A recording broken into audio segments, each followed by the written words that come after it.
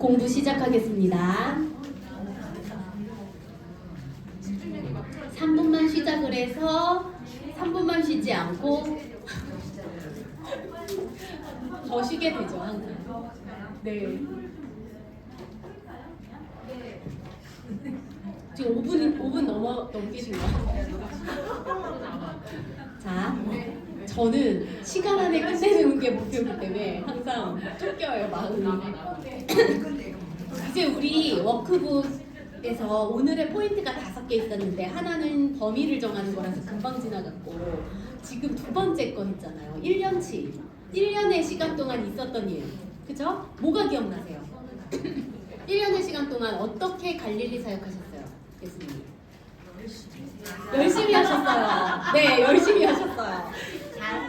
네, 뭐 하셨어요? 갈릴리 사역은, 그러니까 예수님이 하신 사역을 3가지로 말하자면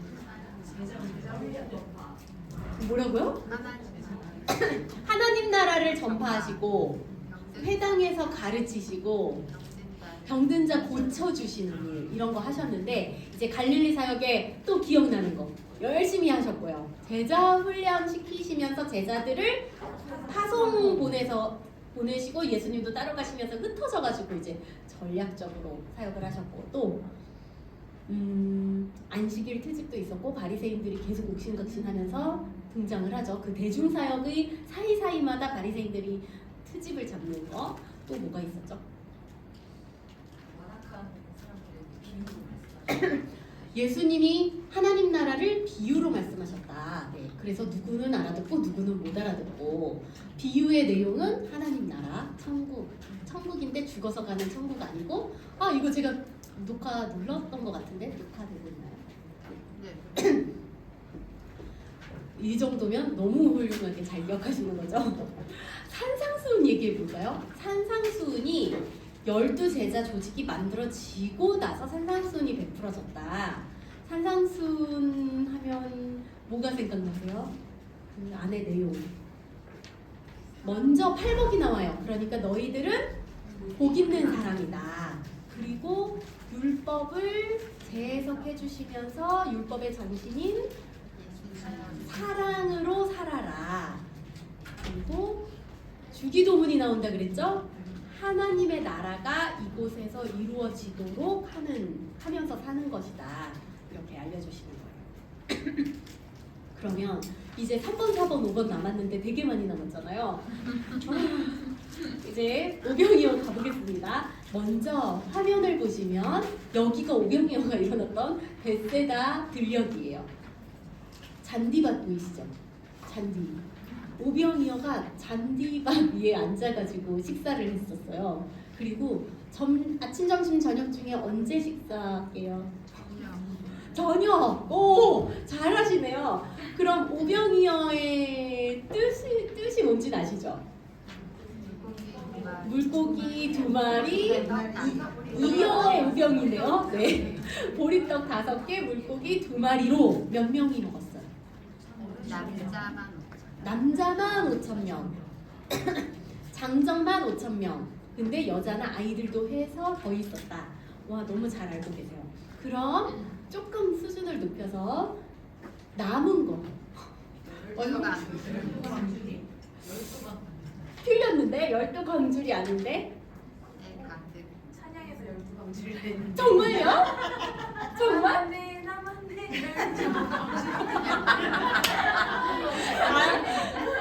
자, 12바구니라고 나오거든요. 응.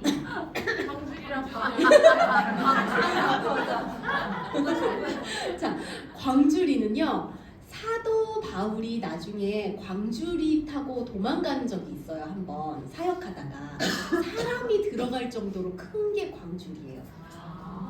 바구니는 그냥 뭐 요 정도로 생각할 수 있겠죠? 그래서 12바구니가 남았어요. 그 노래 가사 다시 확인해 보세요. 맞는지. 12광줄. 진짜. 성경적이지가 않네요.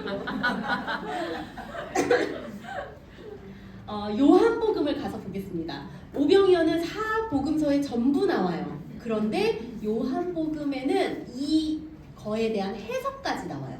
예수님이 오병이어가 무슨 의미가 있는 건지 해석해 주시는 게 나오기 때문에 요한복음을 볼게요. 6장 1절부터 4절까지 여러분이 알고 있는 그 배경이 나오는데요.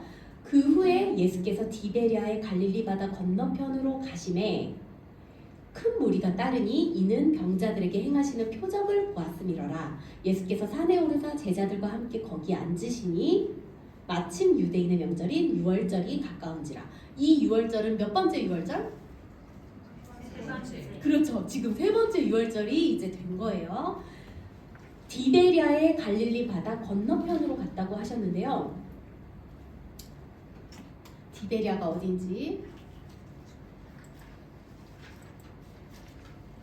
보이시나요? 갈릴리 호수의 남서쪽. 네, 여기서 건너편으로 가면 어디냐면 베세다입니다. 네, 갈릴리 호수에 선착장들이 있어요. 여러 군데. 뭐 15개 이상 있었대요. 예수님 시절에. 근데 디베랴에서 타고 가는 배가 뭐 어디 가는 배편이 있었겠죠? 그 중에 베세다를 간 겁니다. 그래서 여기에서 일어나는 오병이어 사건이라는 거예요. 지금 베세다 들녘을 보여드렸고요. 정말 잔디에 앉아서 먹었는지 나중에 성경 읽으면서 확인해 보시고, 저녁 식사가 맞았는지 확인해 보시고, 12바구니가 남았는지 확인해 보시면 되고요.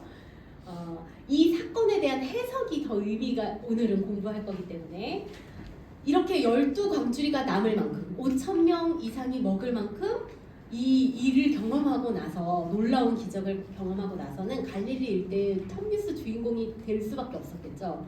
대단한 기적이 벌어졌으니까. 그래서 이 사람들은요, 모세를 통해서 광야에서 만나와 메추라기 먹었던 게 생각이 나는 거예요. 모세라는 지도자가 하늘에서 내려온 만나를 먹였는데 이 예수라는 이 분도 없었던 거를 뿅 하고서 우리를 먹여주셨어. 광야 같은 이 들녘에서 아무것도 살 것도 없고 그런 데서 먹여주셨어. 이러면서 모세를 떠올립니다. 요한복음 5장 45절 한번 보세요. 우리 지난 시간에 배웠던 내용이에요. 예수님의 타증설교에서 예수님이 그러셨거든요. 내가 너희를 아버지께 고발할까 생각하지 말아라. 너희를 고발하는 이가 있으니 곧 너희가 바라는 자 모세니라. 모세가 너희를 고발할 거야. 나를 안 믿으면 모세가 너희를 고발할 거야. 하나님께 이러거든요. 왜냐하면 모세는 이미 어떤 한 선지자가 올 거라고 예언을 했었어요. 신명기 18장 15절 보시면 우리 여호와 하나님께서, 모세가 유언한 겁니다. 여호와께서 너희 가운데 내 형제 중에 너를 위하여 나와 같은 선지자 하나를 일으키리니 너희는 그의 말을 들어라 라고 예언이 돼 있었어요. 모세가 예언한 그 어떤 선지자, 한 선지자를 하나님께서 보내주실 건데 들으라는 거예요. 근데 안 듣고 있잖아요. 그러니까 너희는 나의 표적을 보면서도 나를 안 믿고 있으니까 모세가 너를 고발할 거야 라고 말씀하신 거예요. 그것처럼 지금 요한복음 6장 14절 보시면 14절 그 사람들이 예수께서 행하신 이 표적을 보고 오병이어를 보고 말하되 이는 참으로 세상에 오실 그 선지자라. 이분이 모세가 말한 모세 같은 그 선지자인가 보다 사람들이 이제 경험했어요. 그리고서 15절 그러므로 예수께서 그들이 와서 자기를 억지로 붙들어 임금으로 삼으려는 줄 아시고 다시 혼자 산으로 떠나가십니다. 지금 분위기가요, 예수님을 왕으로 추대하려고 하는 거 보이시죠? 모세 같은 그 선지자네 이분이. 그러면서 그리고서 예수님은 군중의 이러한 움직임에 휘말려들지 않으시려고 산으로 떠나가십니다. 그리고 제자들은 배를 태워서 게네사렛 쪽으로 보내세요. 또 게네사렛이 어딘가 봐야 되겠죠. 이 지도에는 안 나오는데요. 가버나움 약간 왼쪽이에요. 그러니까 베세다에서 배 타고 건너편 쪽으로 보내신 거예요, 제자들을. 이렇게 군중의 움직임에 휘말리지 않게 하려고, 지금 사람들이 예수님을 왕으로 추대하는데 그 분위기에 휩싸이지 않게 하려고 떠나십니다. 그리고 나서 59절 보세요. 59절 이 말씀은, 그러니까 앞에 쭉 한 말에 대해서 이 말씀들이 가버나움 회당에서 예수님이 하신 말씀이래요. 그래서 그 말씀을 우리가 공부할 거예요. 예수님이 오병이어에 대해서 해석을 해주시는데 가버나움 가서 가버나움 회당 안에 있는 사람들에게 그때 있었던 그 오병이어가 이런 의미가 있어라고 해석을 해주신 거예요. 그걸 이제 우리 3번 방가로 3번에서 공부를 하겠습니다. 예수님이 하신 그 직접 하신 말씀이 여기 써 있잖아요. 그래서 예수님의 말이 우리 귀에 바로 들려야 되는데 뭔가 좀 어렵기도 하고 반복되는 것 같기도 하고 그래요. 그래서 저도 계속 읽어봤는데 설명을 잘 해야 할지 모르겠는데 여러분도 집에 가서 이걸로 끝나는 게 아니라 성경을 계속 읽으시고 또 앞으로도 그러면서 한번 예수님의 해석이 좀 얼마나 이해되는지 들어보세요. 요한복음 6장 26절입니다. 예수께서 대답하여 이르시되 내가 진실로 진실로 너희에게 이르노니 너희가 나를 찾는 것은 표적을 본 까닭이 아니오 떡을 먹고 배부른 까닭이로다. 너희들의 속내를 다 안다 이거예요. 먹고 사는 문제 때문에 나온 거잖아. 죽고 사는 문제 병 고침 받으려고 나오는 거잖아. 증거 보고 믿음으로 나온 게 아니라 너희들의 이익을 구하기 위해서 나온 거잖아. 이렇게 말씀하세요. 그러면서 지금 노트 정리하는 거 보면 예수님을 찾아다니는 민중의 신앙이 물질주의, 풍요와 다산을 바라는 기복신앙 정도밖에 되지 않는다고 말씀하시는 거나 마찬가지예요. 우리도 교회 다니는 목적이 무엇인지 생각해 봐야 되겠죠. 이 땅에서 내가 원하는 거 그거 얻으려고 소원 성취하려고 잘 먹고 잘 살고 안정적으로 아니면 명예로워지려고 이 정도의 소원을 갖고 교회를 다니는 건 아닌가 생각해 보아야 되겠습니다. 그리고 27절 보면 썩어 없어질 것 그 떡 지금 방금 먹었던 그 떡 그 썩어 없어지는 떡이잖아요. 모세가 줬던 것도 마찬가지고 그 떡만 보고 오지 말고 영생을 주는 양식을 구해라. 인자가 그 양식을 줄 것이다. 이렇게 말씀하세요. 아버지 하나님께서 인자가 이런 일을 행하는 것을 허락하셨다.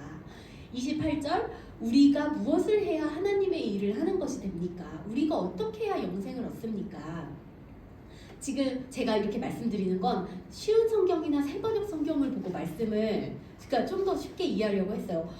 개역 한글 너무 어려워요. 전 이해가 잘 안 돼요. 그래서 성경이 있으신 분들은 새번역이나 쉬운 성경 같은 걸로 읽으시는 게 훨씬 명확하게 이해가 되실 것 같아요. 이런 예수님의 말씀을 들을 때 그러면서 하나님께서 보내신 이 예수를 믿는 것이 하나님의 일이라고 가르쳐 주십니다. 다시 한번요. 29절에서 하나님의 일이 무엇인지 무엇을 해야 영생을 얻는지 가르쳐 주시는데 그게 뭐라고요? 네, 하나님이 보내신 일을 믿는 거. 다시 말하면 누구를 믿어요? 예수님을 믿는 게 하나님의 일이래요. 그게 영생을 얻는 거예요.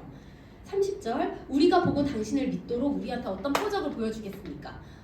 표적을 또 보여달라는 거예요. 왜냐? 31절 보면 우리 조상들은 40년 동안이나 먹었잖아요. 근데 당신은 지금 한 번밖에 안 보여주셨는데 더 큰 것 좀 보여주세요. 이러는 거예요. 32절 하늘에서 너희에게 빵을 주신 건 모세가 준 게 아니라 하나님 아버지가 주신 거야 라고 다시 수정을 해주세요. 그리고 33절에 하나님의 떡은 하늘에서 내려 세상에 생명을 주는 것이다. 이렇게 말씀을 해주세요. 그리고 35절 같이 읽어볼게요. 시작. 나는 생명의 떡이요 내게로 온 사람으로 주지 아니할 것이요 나를 믿는 사람이 영원히 목마르지 않을 것이다. 네, 여기서 요한복음은요 7가지의 나는 무엇이다 라고 예수님에 대해서 설명해 주거든요. 그 중에 첫 번째 나는 생명의 떡이다가 처음 나와요. 예수님이 나는 생명의 떡이다 라고 말씀하시면서 이 떡을 먹어야지 줄이지 않을 거 아니에요. 떡을 먹는 방법이 뭐예요? 찾아보실래요? 줄이지 않을 수 있는 방법. 나는 생명의 떡이니 결코 줄이지 않을 수 있는 방법이 뭐예요? 오는 거. 네, 예수님께 오는 거예요. 그리고 이걸 먹고 영원히 목마르지 않을 수 있는 방법이 뭐예요? 네, 이게 먹어야 될 거 아니에요. 떡이 있으면 이걸 먹는 방법이 예수님께 와서 예수님을 믿는 걸 말하는 거예요. 지금. 그런데 너희는 나를 지금 보면서도 여전히 믿지 않고 있다. 왜냐하면 아버지께서 나에게 주신 사람이면 나를 보고 믿을 텐데 너희들은 아버지가 나한테 주신 사람이 아니기 때문에 지금 너 안 믿는 거야 라고 말씀을 하세요. 그리고 40절 같은 말을 또 다시 하십니다. 시작. 내 아버지의 뜻은 나를 보고 믿는 자마다 영생을 얻는 이것이니 마지막 날에 내가 이를 다시 살리리라 하시니라. 네, 여기서 보고 믿는 자가 영생을 얻는다고 또 다시 나오죠. 이게 바로 생명의 떡을 먹는 방법입니다. 그리고 하나님의 일을 하는 방법입니다. 이게 이런 사람에게는 영생과 부활이 약속되었다는 말씀을 지금 하시는 거예요. 자, 사람들의 반응 41절에 끝에 보면 수군거려요. 뭐라고? 42절. 이 사람 요셉의 아들이잖아. 이 사람 부모님 우리가 알고 있는데 근데 어떻게 하늘에서 내려온 떡이라고 하는 거야? 이런 반응들이 보입니다. 그리고 50절 보세요. 50절에 예수님께서 이 하늘에서 내려온 떡이라고 다시 말씀하시면서 51절 읽어볼게요. 시작. 나는 하늘에서 내려온 살아있는 떡이니 사람이 이것을 먹으면 영생하리라. 내가 줄 떡은 나의 세상이다. 생명을 위한 내 살이라 하시니라. 네, 계속 하늘에서 내려온 살아있는 떡이다. 이 떡을 먹으면 영생한다. 같은 말이죠. 그리고 세상의 생명을 위한 내 살을 주는 이 내 살이 떡이래요. 그러면 이 살을 어떻게 먹어요? 이 살에 대한 뭐를 믿으라는 거예요? 십자가겠죠. 네. 여기선 아직 명확하게 이해하기는 어려웠을 것 같아요. 듣는 사람들이. 52절. 아니 사람이 어찌 자기 살을 우리한테 주어서 먹게 하겠다는 거야. 이렇게 아니나 다를까? 이렇게 반응을 하죠. 그랬더니 53절 읽겠습니다. 시작. 인자의 살을 먹지 아니하고 인자의 피를 마시지 아니하면 너희 속에 생명이 없느니라. 네, 이 말만 보고 사람들이 소화하기 어려웠을 거예요. 살과 피를 먹으라는데 식인종처럼, 그죠? 근데 이게 바로 나의 죄를 위해서 십자가를 지시고 살이 찢기시고 피를 흘리신 그것을 믿으라는 말이죠. 54절 보겠습니다. 다 비슷한 말인데 54절 시작. 내 살을 먹고 내 피를 마시는 자는 영생을 가졌고 마지막 날에 내가 그를 다시 살리리니. 네, 예수님의 그 살과 피를 먹어야지만 영생과 부활이 약속이 되는 거예요. 56절 시작. 내 살을 먹고 내 피를 마시는 자는 내 안에 거하고 나도 그 안에 거하니. 네, 내 안에 거하고 나도 그 안에 거한다라는 그 연합. 원래 하나님이 성부, 성자, 성령 삼위일체 하나님이 연합하는 관계로 계신데 그 연합에 우리도 동참을 할 수 있다는 거예요. 어떻게? 내 살과 피를 먹을 때, 예수님의 살과 피를 먹을 때, 그때 그 하나님의 그 교제 안에 우리도 들어갈 수 있다는 겁니다.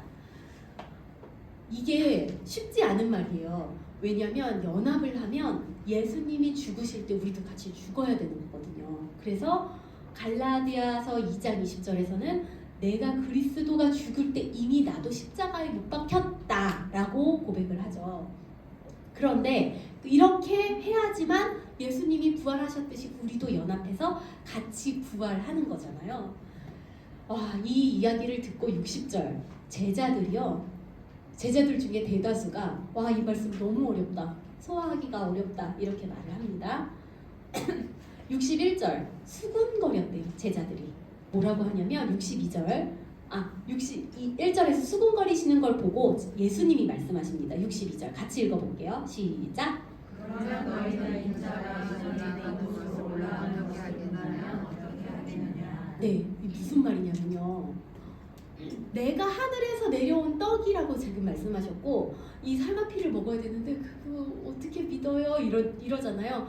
다시 원래 있었던 곳으로 올라가는 걸 보면 믿겠냐? 말씀하세요.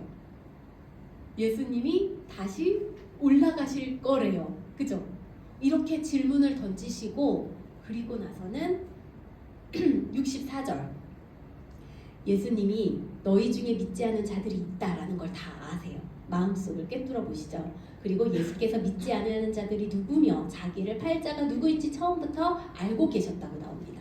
66절 그때부터 그의 제자 중에서 지금 제자들도 많았고 또 회당 안에 사람들이 그 음식을 먹고 그게 무슨 뜻일까 했던 사람들이 많았을 텐데 그때부터 그의 제자 중에서 많은 사람이 떠나가고 다시 그와 함께 다니지 아니하더라.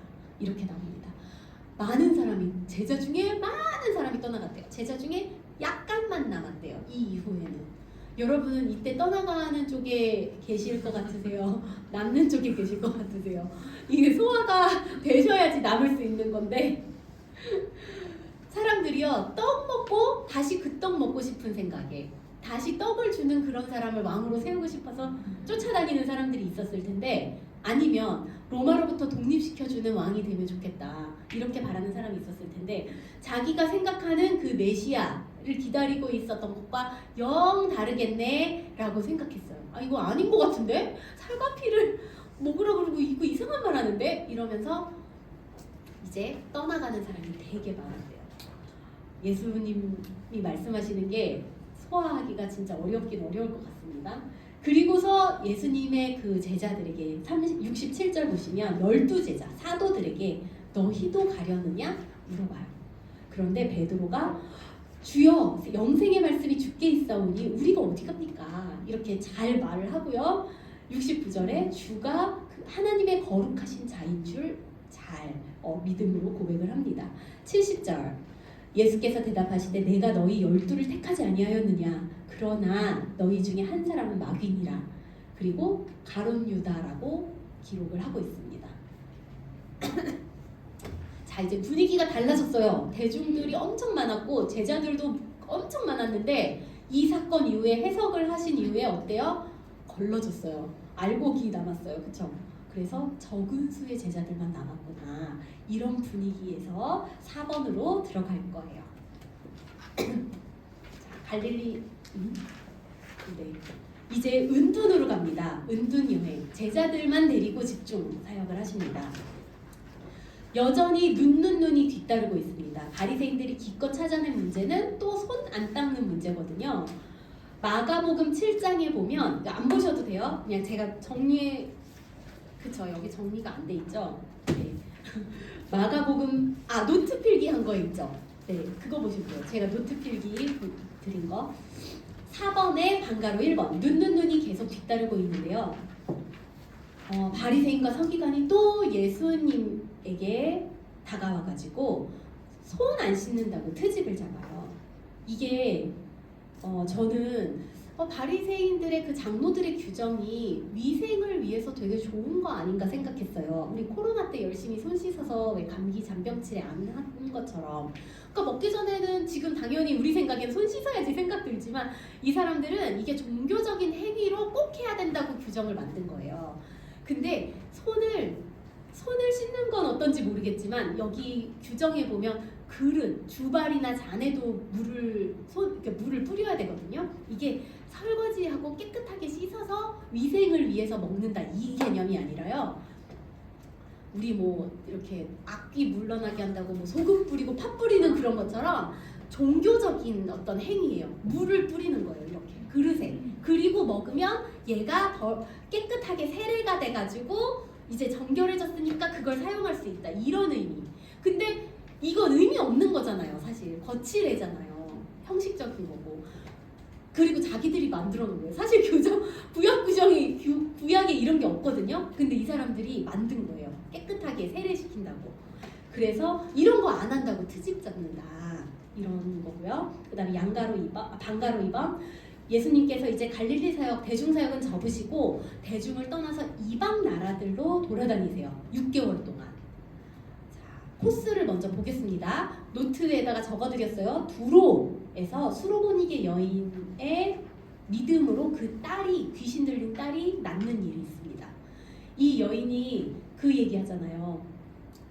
예수님께서 먼저 자녀의 떡을 취하여 개들에게 던짐이 마땅치 않다 그랬더니 아이들이 밥상에서 떨어뜨리는 그 부스러기를 개들이 먹습니다 이렇게 말하잖아요. 그래서 그 믿음으로 낳습니다. 예수님이 가서 치료해주지 않으시고 여기서도 돌아가라, 귀신이 네 딸에게서 나갔다 이렇게 원격으로 치료해주세요. 그 다음에 시돈을 거쳐서 그 데가볼리로 가는데요. 거기서 귀먹고 어눌한 자를 고치십니다.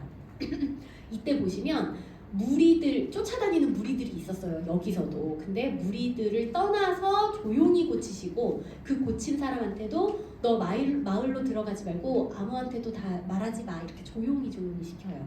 그러니까 지금 사람들이 많은 곳으로 큰 무리들이 모이는 것을 원치 않으시는 그런 상태로 조용히 사역을 하세요.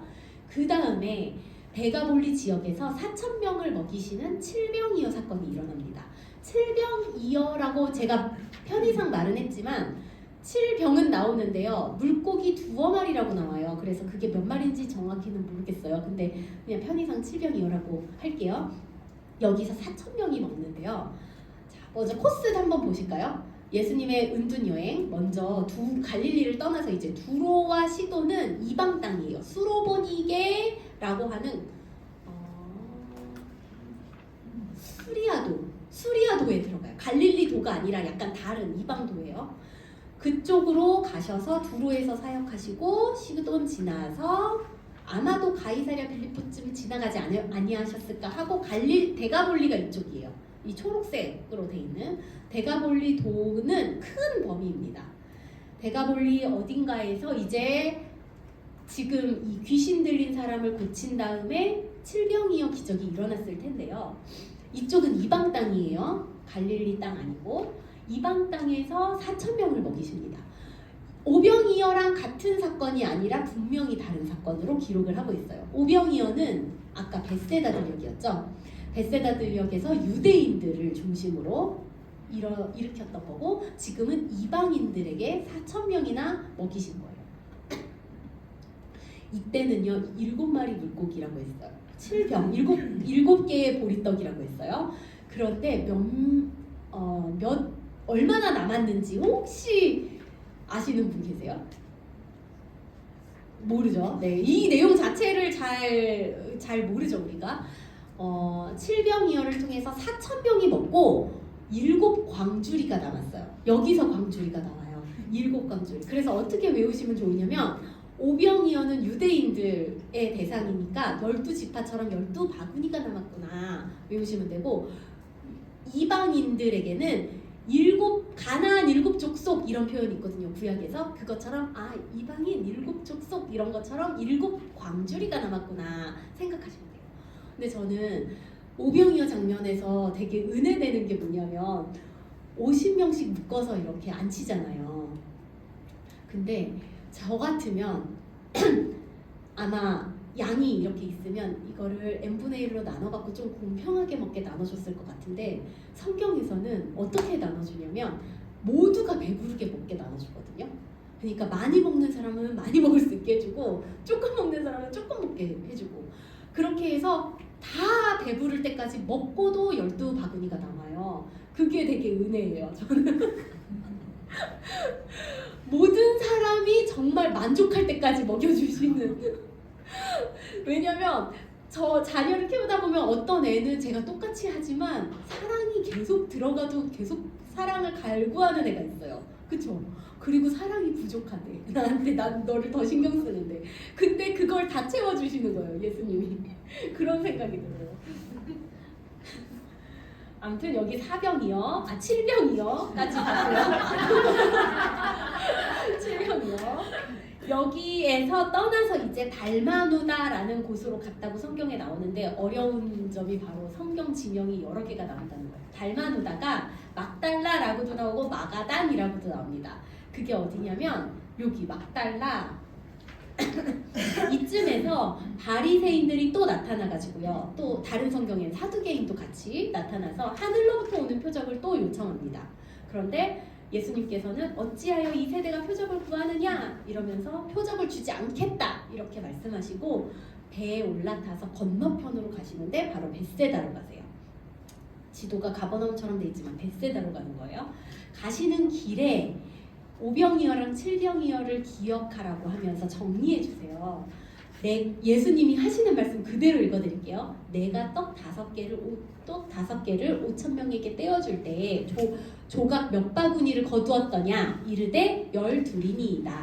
또 7개를 4,000명에게 떼어줄 때에 조각 몇 바구니를 거두었더냐 이르되 7이니이다.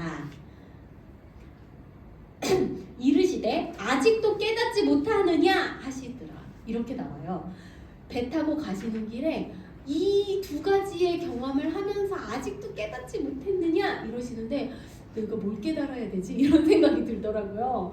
그래서 생각을 해봤는데 먹고 사는 문제, 죽고 사는 문제 이런 것만 구하지 말고 썩을 양식 때문에 쫓아오지 말고 광야 같은 세상에서 아까 벳세다도 보셨지만 이런 곳에서 하나님의 나라가 임할 때 더 이상 굶주리거나 목마르지 않고 풍성한 잔치를 경험할 수 있잖아요. 그거를 생각하면서 하나님의 나라가 임하도록 예수님 자체를 구해야지 이 말씀을 하시는 것 같아요. 그리고 나서 벳세다에 도착하셔서 맹인을 고치시는 이야기가 나오고요. 맹인 고치신 다음에 벳세다에서 가버나움이 가까운데 가버나움으로 바로 안 가세요. 아직도 은둔하고 계신 거예요. 어디로 가시냐면 가이사랴 빌립보로 갑니다. 벳세다에서 맹인 고치시고 가이사랴 빌립보로 마을로 들어가지 않으시고 그래서 반가로 3번 초막절 앞두고 가이사랴 빌립보에서 이제 MT를 하십니다. 이게 5번만 남은 건데요. 바로 가이사랴 빌립보가 은둔의 끝이라고 보시면 돼요. 아, 은둔 코스의 마지막은 가이사랴 빌립보구나. 이제는 더 이상 여기서 뭔가 빵 터트리신 다음에 은둔 안 하실 거거든요. 그래서 이거는 5번에서 공부를 해보겠습니다. 워크북에 57쪽 조그만 글을 아까 김하영 집사님 읽으셨나요? 네, 57쪽의 글 읽어주세요. 이번절 세 번째 이후 특가절이 가까워오는데 가이사랴 빌립보에서 제자들과 MT를 하십니다. 매우 중요한 사건입니다. 왜냐하면 십자가 사건으로 이어지는 강문 사건이기 때문에 그렇습니다. 클라이맥스가 세상처럼 다가오는 것이 비로소 보이는 시점입니다. 예수께서는 예루살렘으로 올라가시기 전 앞으로 예루살렘에서 일어날 일을 예고하시려 합니다. 네, 노트에 정리해 놓은 것처럼 MT를 예수님이 계획을 하시고 일부러 가신 거예요. 왜냐? 어떤 공지사항이 있는데 바로 나 이제 예루살렘에 갈 거다라는 걸 알려주시기 위해서. 그리고 예루살렘 가서 무슨 일을 하실 건지 알려주시는데 그거를 어렵게 써놓긴 했어요. 제가 기독론, 교회론, 종말론이라는 특강을 하시려고 한다 이렇게 표현했어요. 근데 성경을 읽어보시면 이런 내용들이 들어있는데 예수님은 당연히 자 특강합니다 이러면서 딱딱하게 안 하시고 대화로 자연스럽게 이어가십니다. 그 내용을 정리하자면 조직신학에서 배우는 이런 내용이더라 하는 거를 거꾸로 이제 써놓은 거고요. 예수님의 생애가 이제 6개월 남은 시점에서 MT가 지금 있습니다. 제자들 하고 그러면 무슨 이야기가 벌어지는지 한번 봅시다. 마태복음 16장 13절 예수님이 질문을 던지세요. 사람들이 인자를 누구라 하느냐 16장 13절 이렇게 질문을 합니다. 우리 사복음서를 읽었던 관점이 바로 이거잖아요. 예수님은 누구신가? 네, 그래서 사람들이 인자를 누구라 하느냐 근데 대답합니다. 세례 요한이라고도 하고 엘리야라고도 하고 예레미야라고도 하는 사람도 있고 선지자 중에 하나라고도 합니다. 근데 더 중요한 질문을 하시죠. 너희는 나를 누구라고 하느냐. 네, 여기에 답이 있어야 되죠. 제자들은 가이사랴 빌립보에서 지금 12사도만 데리고 갔을 걸로 보여져요. 조용하게. 가이사랴 빌립보 자체는 아마 12사도뿐만 아니라 다른 제자들도 있었을 거예요. 남아있는 제자들이 다 같이 갔을 거예요. 그런데 그 다음에 너희는 나를 누구라고 하느냐 이 질문을 하실 때는 12사도만 소수로 놓고 하신 것처럼 보여져요. 조용히. 그때 12사도의 대표인 베드로가 대답을 하는데 아마 이 대답의 신앙 고백이 제자들의 신앙 고백을 대표한 걸 거예요. 베드로뿐만 아니라 주는 그리스도시요 살아계신 하나님의 아들이십니다 라고 했더니 예수님께서 굉장히 흡족해 하시면서 바요나 시몬아 내가 복이 있도다. 너 아주 잘했어. 이를 너에게 알게 하신 이는 혈육이 아니요 하늘에 계신 내 아버지시다. 바른 신앙 고백을 하고 있는 너는 이미 복받은 사람이다. 이렇게 말씀을 하세요. 우리가 예수님 처음 따르기 시작했을 때 나다나엘이요 당신은 하나님의 아들입니다 이렇게 대화 몇 마디만 하고도 고백했을 때 제가 놀랍다고 얘기했잖아요. 그런데 이뿐만 아니라 뭐 니고데모도 그렇고 만나자마자 신앙 고백을 딱 하는 사람들이 있었죠. 하나님의 아들입니다 당신은 왕이십니다 이런 거. 근데요 그때의 신앙 고백이 거짓이 아닐 텐데 진짜인데 그때 수준하고 지금 이렇게 예수님과 동고동락을 하면서 말씀을 배웠고 하나님 나라 더 배웠고 경험했고 사역했고 지금 하는 이 고백하고 같은 고백이라고 볼 수 있을까요? 아니면 더 질감이 두터워졌고 무게감이 있고 그러지 않을까요? 고백이 주는 그리스도시요 살아계신 하나님의 아들이십니다가 얕은 고백일 그런 고백도 있고 정말 질감 있는 고백일 수도 있잖아요. 근데 좀 다르지 않았을까 싶어요. 더 깊이 있는 고백으로. 그리고서 이런 대화가 이루어진 장소를 한번 우리가 먼저 보고 갈게요. 바로 여기예요. 가이사랴 빌립보. 물이 있죠. 여기 물이 귀한 곳인데 이렇게 샘물이 퐁퐁퐁 솟아납니다.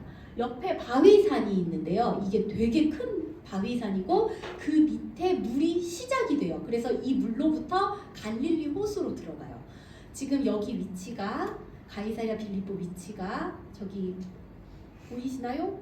위쪽에 갈릴리 호수 위쪽에 헬몬산에 얼음물이 녹아가지고 지하수로 스며들면 그게 가이사랴 빌립보쯤 와서 샘물로 퐁퐁퐁 솟아나요. 그 자리에서부터 물이 시작돼요. 그래서 물이 많은 곳이고 물이 많으니까 목초지가 있어요. 막 나무와 풀들이 있어요. 그러니까 여기에 양떼들이 목자들이 양떼를 데리고 와서 풀을 뜯어 먹이는 곳이에요. 목자들이 많이 모여요. 그래서 이곳이 목자들이 우상을 섬기는데 판신을 섬겨요. 판신이 위에는 사람 밑에는 염소인 로마의 신이에요. 그래서 이곳의 수호신이 판이라는 신이에요. 판신을 섬기고 또 가이사 아구스도의 신전도 있고요. 여기 가이사랴 빌립보에 염소 신전 당연히 있고요. 제우스 신 중에 최고신 제우스 신전도 있어요. 여기가 종교적으로 어떤 그 제의적인 행사를 하는 그런 곳이었어요. 옛날부터. 이런 곳에서 지금 몇 번이었죠? 아까 그 사진이 가이사랴 빌립보 사진 다시 보여드릴게요. 네, 이렇게 물이 있고 로마 황제가 휴양을 떠났던 그런 물이 있기 때문에 이런 곳에서 지금 너희는 나를 누구라고 하느냐 이렇게 물어보시는 거예요. 여기 전략적으로 예수님께서 데리고 가셨는데 원래 여기 판신을 섬기는 도시가 이제 가이사랴를 위한 도시로 헤롯 빌립이 다시 만드는 바람에 가이사랴 빌립보라는 이름으로 바뀐 거고요. 여기 있는 신전 바위산 밑을 좀 더 자세하게 보여드릴게요. 여기 바위산 보이시죠? 요게 생각보다 되게 큰 바위산입니다. 그래서 이따가 제가 영상을 다시 더 보여드릴 거고요.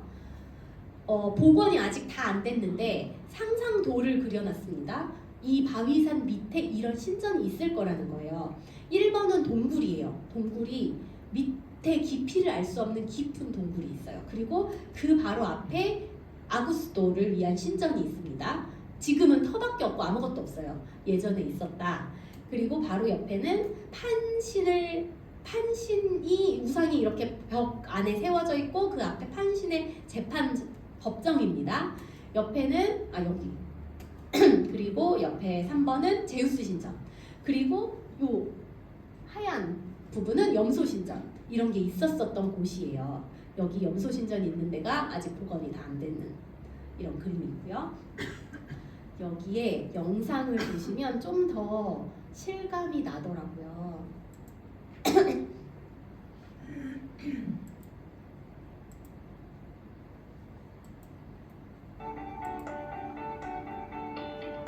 지금 바위산에서 밑으로 물이 흘러가는 방향으로 내려가면서 물이 흘러가는 이곳 여기가 그러니까 유원지였다 이거고요. 사람들 보니까 물이 되게 많고 옆에 목초지 풀들도 막 보이고 분위기가 좋죠. 자, 여기 대형 버스도 관광버스도 막 있고 자 이거 거꾸로 바위산을 찍은 겁니다. 뒤에 보이세요 바위산? 그리고 동굴하고 신전이 있었던 장소들 복원 아직 다 안 된 신전 터들이 보이죠. 뒤에 바위산이 굉장히 크죠. 그리고 이 동굴은 동굴의 이름이 뭐냐면 음부의 문, 음부의 입구입니다. 여기가 왜냐하면 사람들이 이 밑으로 끝도 없이 내려가는 게 너무 무서운 거예요. 음부랑 연결될 거라고 생각했어요. 판신전의 판이라는 이름이 판신전이 무섭게도 생겼고 패닉의 어원이거든요. 우리 패닉 상태에 빠지는 것처럼 두려움을 줍니다. 그러니까 판신전 판도 무섭고 옆에 음부의 입구가 있어서 여기는 되게 무섭고 두려움이 생기는 그런 곳이에요. 이런 곳에서 베드로가 고백을 하는 거예요. 주는 그리스도시요 살아계신 하나님의 아들이십니다. 옆에 제우스 신전도 있고 아우구스토 신전도 있는데 그리고 판 신전도 있고 음부의 문도 옆에 있는데 이 무서운 곳에서 주가 바로 예수님이시라고 그리스도 메시아라고 고백을 하고 있어요. 메시아는 나의 구원자란 뜻이에요. 나를 구원하실 분은 다른 어떤 것도 아니라 우상 숭배가 만연한 그곳에서 주님만이 나의 구원자이십니다 라고 고백을 하고 있어요. 그랬더니 예수님께서 음부의 권세가 이기지 못하고 너가 정말 용감하게 잘 신앙 고백했구나 라고 말하는 거예요. 음부의 권세가 원래 원문에는 음부의 문, 게이트라고 돼 있어요. 지금 어디까지 했죠? 이 바른 신앙 고백에 대해서 예수님이 칭찬하시는 내용까지 제가 말씀을 드렸어요. 이게 바로 기독론입니다. 기독론이 되게 어려운 게 아니라 예수님이 누구신가를 제대로 아는 게 기독론이에요. 그래서 베드로가 기독론, 예수님이 누구신지를 아주 잘 말했고요. 그랬더니 18절에 보시면 또 내가 너에게 이르노니 너는 베드로라. 내가 이 반석 위에 내 교회를 세우리니 음부의 권세가 이기지 못하리라 라고 말씀하십니다. 교회라는 단어가 성경에서 처음 등장해요. 그러니까 이 기독론, 바른 신앙 고백에 이어서 교회가 나타날 걸 예수님께서 말씀을 해주세요. 하나님의 나라가 결국에는 예수님 다음에 교회의 모습으로 나타날 거거든요. 이 땅에서. 그래서 교회 설립에 대해서 나오고 그 다음에 베드로의 바른 고백, 신앙 고백의 기초에서 내 교회를 세우겠다라는 우리가 많이 설교 들어서 알고 있는 그 말씀을 지금 하시는 겁니다. 베드로야, 너가 베드로가 돌이란 뜻이잖아요. 내가 너에게 돌이라는 이름을 줬잖아. 이러시면서 그 너의 고백, 신앙 고백 위에 너의 고백을 반석으로 해서 거기 위에다가 교회가 세워지게 될 거야. 이 말씀을 하시는 거죠. 그런데 또 다르게 해석할 수 있어요. 뭐냐면 원문에서는요. 베드로와 반석을 여성명사, 남성명사를 다르게 쓰거든요. 다시 말씀드리면 이거예요. 또 내가 너에게 이르노니 18절을 너는 페트로스야. 베드로한테 너는 페트로스야. 그런데 내가 이 페트라 위에 이 반석, 여기 보이는 이 반석 너는 돌이야. 그런데 나는 이 반석 위에다가 내 교회를 세울 거야. 이렇게 말씀하시는 거예요. 이 반석은 뭐냐면요. 우상숭배 만연해 있는 이 세상을 말하는 거고 음부의 권세가 있고 아구스도의 신전, 제우스의 신전, 그리고 판신전이 있고 로마라는 그 세상, 권력 이런 것들의 위에다가 내가 그걸 누르고 밟고 하나님의 나라를 표현하는 그 교회를 세울 거야. 이렇게 해석할 수도 있습니다. 다시 한번 베드로야 너의 고백 위에 바른 신앙 고백 위에 교회가 세워질 거야. 이렇게 볼 수도 있고 이 세상의 권력 위에 내 나라 교회가 세워질 거야. 이렇게 볼 수도 있다는 거예요. 그래서 일부러 가이사랴 빌립보에 이 바위산 바위산 앞에 와서 데리고 와서 지금 그 고백을 받으신 거라는 거예요. 그리고 종말론에 대한 이야기가 자연스럽게 나옵니다. 왜냐하면 이제 교회가 세워지고 나면 세상에 핍박이 오겠죠. 순교자도 나오겠죠. 그리고 예수님 지금 예루살렘에 가겠다고 하셨잖아요. 예루살렘으로 내려가겠다고 하시는데 그거의 끝이 바로 예수님이 다시 오실 영광의 그 보좌 권세를 가지고서 왕권을 가지고서 다시 심판하러 오실 것이라는 것을 예수님이 말씀을 해주십니다. 음부의 권세가 이기지 못하리라가 하나는 이 음부의 문 앞에서 두려움을 이기고 너가 바르게 용감하게 고백했구나 라고 볼 수도 있고 음부의 권세가 우리를 아무리 핍박하는 것 같아도 결국은 그게 우리를 무너뜨리는 게 아니라 하나님의 나라는 영원하고 승리할 거야 라고 해석할 수도 있는 겁니다. 그러면서 약속을 주세요. 19절에 열쇠를 주시겠대요. 이 열쇠는 하나가 아니고 여러 개거든요. keys라고 되어 있거든요. 여러 개. 이 여러 개의 열쇠 뭉치를 주시는데 하늘에서 묶으면 땅에서도 묶으면 하늘에서도 묶이고 땅에서 풀면 하늘에서도 풀리는 열쇠래요. 그것을 이 사도들에게 주십니다.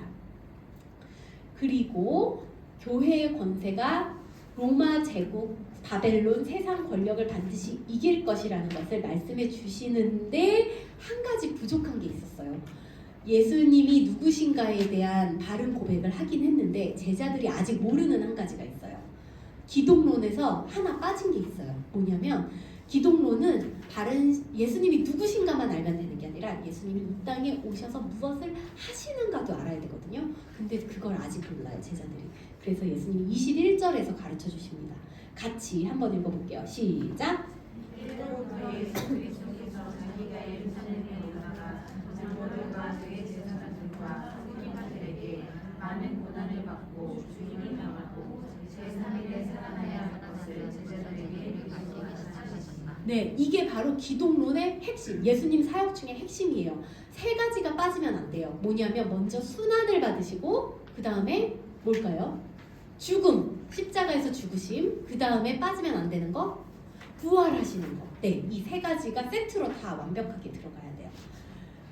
그러니까요. 이게 바로 1차 순환고지거든요. 처음으로 예수님이 내가 죽으셔야 된다는 걸 말씀하시는 거예요. 그리고 이어서 이게 뿐만 아니라 24절에서 너희도 십자가 져야 된다고 말씀하세요. 다 나를 쫓아오려면 자기 부인하고 자기 십자가를 지고 따라오네요. 그리고 27절에서는 인자가 아버지의 영광으로 그 천사들과 오리니 그때 각 사람이 행한 대로 갚으리라. 결국 심판, 끝이 있다는 걸 기억하면서 내 십자가를 지고 견뎌야 되는 이유는 마지막에는 심판의 날이 있다는 거예요. 그때 갚아주신다는 거예요. 이렇게 말씀을 하십니다. 예수님이 죽으시면 끝이 아니라 죽음 이후에 황홀하게 예수님의 그 영광스러운 모습을 경험할 수 있도록 황홀한 경험을 한번 보여주시는 사건이 바로 이어집니다. 바로 변화산 사건인데요. 17장 1절에 나옵니다. 이 제자들 중에서 3명만 경험을 해요. 베드로, 야고보, 요한. 그리고 높은 산으로 올라가셨는데 이 산은 헬몬산일 것 같아요. 아까 가이사랴 빌립보에서 가깝죠. 이들 앞에서 예수님이 해와 같이 빛나는 변화가 일어나는 걸 경험하게 됩니다. 거기에 모세, 엘리야, 예수님이 세 분이 계신 걸 이 제자들이 봐요. 바로 기름 부은 메시아의 대표 3명입니다. 제사장의 대표, 선지자의 대표, 왕의 대표. 그리고 그들이 기다리고 기다리던 사람. 모세와 같은 선지자가 올 거라 그랬고 엘리야가 올 거라 그랬고 예수님 메시아가 오신 거죠. 그래서 5절 보시면 예수님 세례 받으실 때 하늘에서 들렸던 음성이 지금 또 나와요. 말을 할 때 호련히 빛난 구름이 그들을 덮으며 구름 속에서 소리가 나서 이르되 이는 내 사랑하는 아들이요 내 기뻐하는 자니 너희는 그의 말을 들으라 하시는지라. 그죠? 이러면서 영광스러운 모습을 경험하게 됩니다. 이 세 제자들이 경험한 이것이 아마 평생 기억에 남았을 거예요. 그래서 세례 요한은 60년 후에 반모섬에 있을 때 요한계시록 때도 한 번 더 이런 경험을 하거든요. 근데 그때 경험이 낯설지 않았을 거예요. 한 번 변화산 경험을 해서. 그리고 베드로도 죽기 전에 베드로 후서에서 내가 그때 하나님의 음성을 직접 들었었어. 변화산에서 이렇게 기록을 합니다. 나중에 베드로서 공부하실 때 보게 되실 거고요. MT가 이렇게 해서 끝나고 이제는 돌아가야 되잖아요. 가이사랴 빌립보에서 아니면 헬몬산에서 이제 돌아가는데 우선은 어디로 가냐면 가버나움으로 가실 거예요. 왜냐하면 거기 본부가 있었으니까 짐도 챙기고 정리하셔야 되겠죠. 그리고 이제 6개월 작정하시고 예루살렘으로 가셔야 되니까 가버나움으로 우선은 돌아갔을 겁니다. 근데 이때 제자들의 콧구멍이 벌렁거려요. 왜냐하면 와 예루살렘 간다 이것만 기대하고 예루살렘 가면 예수님이 뭔가 진짜 큰 일을 벌리실 것 같은데 이제 드디어 예수 정부가 세워지는 거 아니야 라고 생각을 하죠. 그래서 마태복음 18장 1절 보시면 제자들 사이에서는 예수님 정부가 세워질 때 누가 더 높은 자리에 올라갈까? 이 싸움이 벌어집니다. 1절 천국에선 누가 큽니까? 라고 물어보죠. 예수님에게. 이거는 천국에 죽어서 가는 그 하늘나라를 물어보는 게 아니라 그랬죠. 지금 마태복음은 하나님 나라가 지금 이 땅에 이루어질 때, 예수 정부가 이루어질 때 거기서 누가 제일 높은 자리에 올라갈 거냐는 거예요. 그랬더니 예수님이 아주 사람들이 생각하지도 못했던 새로운 관점으로, 가치관으로 대답을 해주십니다. 어린아이를 데리고 와서 4절에 이 어린아이와 같이 자기를 낮추는 사람이 천국의 가장 큰 자가 될 거래요.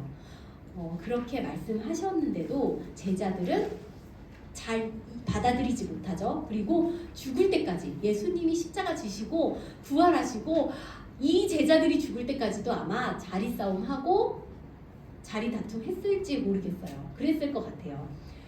그렇게 자리 싸움을 하고 예수님은 십자가 생각하고 서로 다른 동상이목에 있다. 동상이목 이렇게 정리를 하고요. 양가로 2번 가버나움으로 우선은 들어오십니다. 들어오시는 길에 마태복음 17장 22절 보시면 두 번째로 순환고지를 한 번 더 합니다. 22, 23 같이 읽어볼게요. 시작. 갈릴리에 모일 때에 예수께서 제자들에게 이르시되 인자가 장차 사람들의 손에 넘겨져 죽임을 당하고 제3일에 살아나리라 하시니 제자들이 매우 근심하더라. 그리고 가버나움에 가십니다. 20장 한번 가볼까요? 마태복음 20장 17절 세 번째로 순환고지를 하는 게 나와요. 전체 성경에서 세 번 순환고지 하시거든요. 20장 17절에서 19절까지 읽어보겠습니다. 시작. 예수께서 예루살렘으로 올라가려 하실 때에 열두 제자를 따로 데리고 길에서 이르시되 보라 우리가 예루살렘으로 올라가노니 인자가 대제사장들과 서기관들에게 넘겨짐에 그들이 죽이기를 결의하고 이방인들에게 넘겨주어 그를 조롱하며 채찍질하며 십자가에 못 박게 할 것이나 제3일에 살아나리라. 네, 부활까지 꼭 빠지지 않고 예수님께서 분명히 얘기하시죠. 죽을 거고 다시 살아날 거다라고. 그런데 이거에 반해 바로 이어지는 거 보시면 세베대의 와이프가 야고보와 요한을 데리고 와서 예수님께 부탁을 합니다. 뭐냐면 주의 나라에 이 아들을 한쪽에 우편에 좌편에 앉게 해주세요. 자리 청탁을 하러 나옵니다. 그러니까 여전히 동상이몽인 거를 지금도 확인할 수 있는 거예요. 그래서 결국엔 예수님이 나중에 십자가 지시기 바로 전날 너희들 아직도 자리 싸움하고 있냐 이러면서 주머니 바지춤에다가 수건 걸고 대야에다가 물 받아서 너희들 나처럼 하라고 낮아지라고 그래야 큰 사람이라고 그러면서 세 조씩을 보여주시죠. 예수님 몸소 너희들도 이렇게 해라고 가르쳐 주시죠. 자 이제 복습만 남았습니다.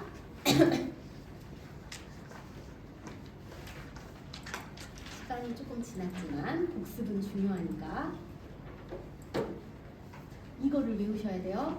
요 오병이어까지 우리가 봤고요. 나머지 종이 나눠주시면 돼요. 은둔인데 이쪽은 좀 어렵지만 두로 시돈 이 코스를 다 외우지는 못하니까 그냥 이방 나라들을 다니시면서 사역하셨다. 제자들을 데리고 이렇게 외우시면 돼요.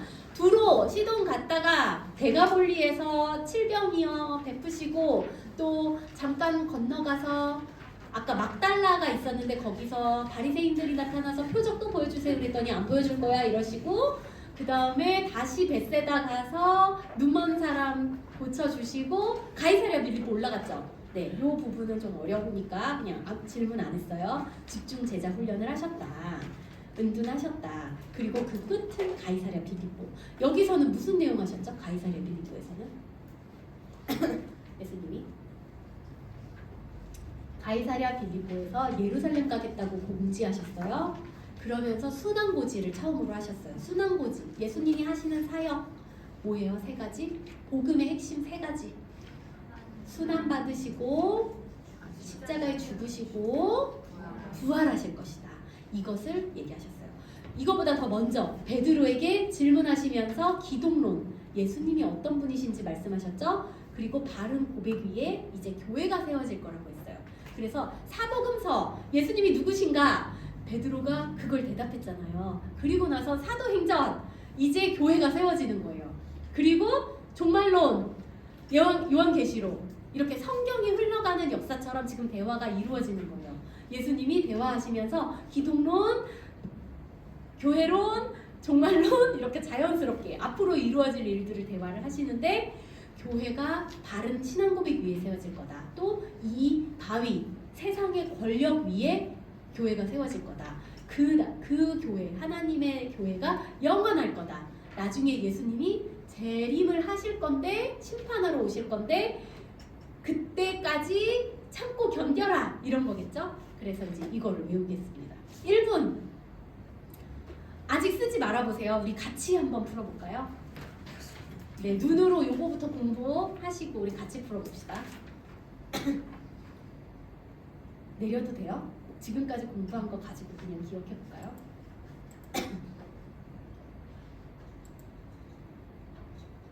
자, 종이 보시고 가에 뭐가 들어가야 될까요? 제일 먼저 두 번째 6월절 밑에 베데스다 연못 사건이 있었고요. 나에는 전 1년 6개월의 사역 뭐였죠? 한마디로 갈릴리 2차 사역. 베데스다 연못 사건에 이어서 그 분위기를 가지고 안식일 특집이 있었고요. 12명의 제자를 확정하시고 나서야 비로소 베풀어 주시는 산상수훈이 들어갑니다. 그리고 가버나움을 중심으로 열심히 사역을 하셨고 그때 너무 손이 부족하다. 그래서 추수할 일꾼을 보내달라고 기도한 다음에 제자들을 사역자로 사도로서 그때 파송을 하세요. 갈릴리 추수가 있었어요. 근데 그렇게 하는 동안에 어떤 일이 벌어졌었냐면 세례 요한이 참수됩니다. 그게 마에 들어가죠. 그리고 세 번째 6월절에는 예루살렘에 안 가시고 오병이어가 벳세다 들녘에서 벌어지고요. 그 다음에 은둔 쪽으로 갑니다. 이때는 어떤 사역? 집중 제자 훈련이 있었다. 그리고 그 은둔의 끝에는 아에 들어가는 거는 가이사랴 빌립보 MT 이렇게 해서 이제 다음 시간에는 예루살렘 가는 것부터 시작하겠죠. 초막절 때 예루살렘 가는 것부터. 오늘 공부는 이렇게 마무리를 합시다. 마무리 글을 읽고 워크북에서 마무리 글을요 다시 한번 김하영 집사님부터 뒷줄로 이렇게 넘어가서 하나, 둘, 셋, 3개 정도 읽을 수 있을 네. 김하영 집사님이 그냥 다 읽어주세요. 두 번째 6월절 이후 생긴 이슈 역시 예수 그는 누구인가였습니다. 예수님은 당신을 누구라고 하셨나요? 안식일의 주인 하나님이시라는 것이었습니다. 그 이후 계속되는 주장도 어이없는 발언뿐입니다. 제사할 권세가 있고 영생을 주고 구약 성경 전체가 예수에 대한 이야기라고 하고 심판 주일 것이라고 하고 하늘에서 내려온 만나라고 하고 내 살과 피를 먹어야 영생한다고 하고 얼마나 상대하기 어려운 문제입니까? 당시 바리새파 지도자들이 이 사실을 얼마나 힘들어 했겠습니까? 그러나 그들이 성경 신학자라면 풀 수 있는 문제였습니다. 그들이 기록된 예언서의 글을 추적했더라면 훨씬 접근이 쉬웠을 텐데 그들은 갈릴리 예수님을 말 그대로 추적할 뿐이었습니다. 그래서 6월절 두 번째 이후 계속되는 긴 갈릴리 사역 기간 동안에도 예수님 뒤만 쫓아다니며 꼬투리 잡기의 혈안이었습니다. 예수님은 이제 제자들에게 이 질문을 드리십니다. 너희들은 나를 누구라고 하느냐? 그는 그리스도시요 살아계신 하나님의 아들이십니다. 라고 고백은 해놓고 그것이 무슨 의미인지 말해주도 모릅니다. 십자가 죽음, 부활 이런 주제는 아랑곳하지 않습니다. 제사에는 관심이 없고 제발에만 마음이 가 있습니다. 와 드디어 예루살렘으로 간다. 얼씨구 좋다. 이 분위기입니다. 그러면서도 속으로 말없이 신경전이 펼쳐집니다.